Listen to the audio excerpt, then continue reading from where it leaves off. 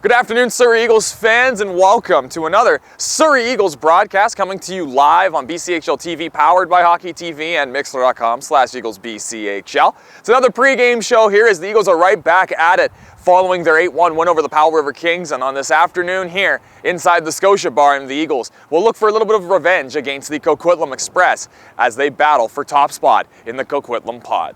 The last time the Eagles and the Express played each other was on Thursday night. The Express came away with a 5-2 victory over the Eagles to improve to, at the time, 2-1. The Express will now come into this game with a 2-1-1 record. Their last game was a 5-4 overtime loss to the Powell River Kings on Friday. Of course, I just said it, the Eagles 8-1 victory over the Powell River Kings. That was yesterday afternoon. That improved their record to 3-2 in the Coquitlam Pod. They will look to build on that this afternoon following their huge outing a day ago. Your key players to watch in the game this afternoon is going to be a pair of defensemen for each team. For the Coquitlam Express, keep an eye out for number 7, Alex Secunda. The former Moose Jaw Warrior has been an absolute force on the back end for Coquitlam, solidifying himself as the number 1 defenseman. He's got a goal and 5 assists in just 4 games played for Coquitlam. Look for him to be a huge factor in not just the power play for Coquitlam, but also shutting down the Eagles' best players. On the other side here for the Eagles, it's going to be number 4, Jimmy Darby, the player to watch for. His birthday is tomorrow, but that's not why we're focusing on him. He's got 6 assists so far in just 4 games played, transferring from a shutdown defenseman to an all situations defenseman. He's become one of the better Eagles players on the back end this year. Great development from him. Look for him to continue his great season so far.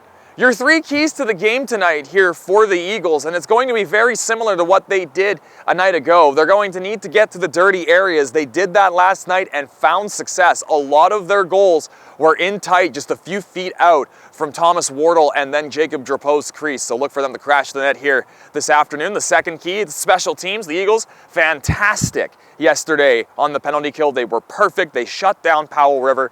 They're going to look to do the same here to Coquitlam, and the power play was working as well as it's become a top 5 unit in the league. Your third key for the game today is get out to a good start. The Eagles, they did that against Coquitlam the last time they played, and then they weren't able to take that one home. If they do it again with the way that they played yesterday, look for a much better result this time around. That's it for the pregame summary here, but we have an interview lined up. It's with number 4, Jimmy Darby. I talked to him earlier in the week as the Eagles are continuing their pod season, so I hope that everybody tuning into the pregame show enjoys my interview with Jimmy Darby. That's coming up next on BCHL TV, powered by Hockey TV and Mixler.com/EaglesBCHL.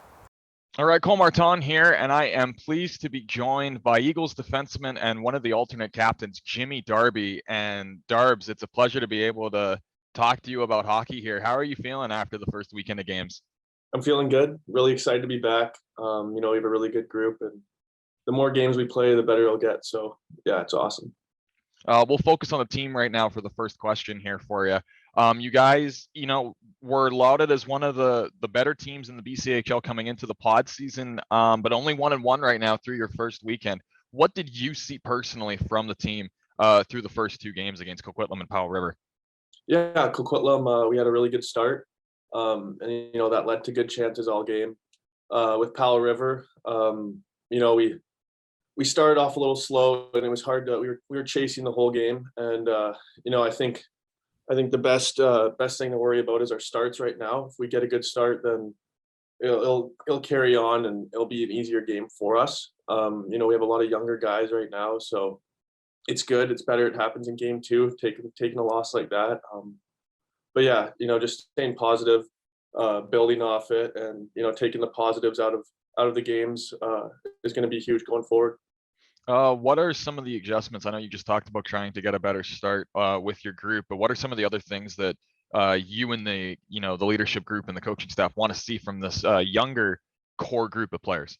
Yeah, we're for sure a really skilled team. We got good goalies, defense, and forwards. From the top line to the bottom line. So, I don't think we need to overthink it too much. We just got to go out there and play, and experience will help a lot with our younger guys. But yeah, just working on our quick starts and staying positive and being in the right mindset the whole game will take us a long way. Now a little bit about you personally. You're one of the only experienced defensemen on the right side of this Eagles blue line. save for Ian Kern, who got a year last year. And you've been put in all situations by head coach Cam Keith. You're on the power play unit with Holden Catsley's group. You're on the penalty kill almost every time you guys go shorthanded. And you've been playing a lot of 5-on-5. What does that mean for you during this 2021 pod season presented by Shaw? Yeah, it's nice. I want to give everything I can to the team and contribute in all aspects of the ice. Personally, I feel like I've taken improvements in my game this year a lot. Having that 5-6 months of practice every day. Personally, I've got a lot out of it, and I think it's translating on the ice. There's a lot of fans who don't get the opportunity to watch, practice, and they aren't going to get as many games. So what was the biggest thing for you during this 7 months of extended training camp, we'll call it, that you feel that you developed on your game that you're going to show through the pod season? Yeah, I want to say my offensive side of the game is improved a lot.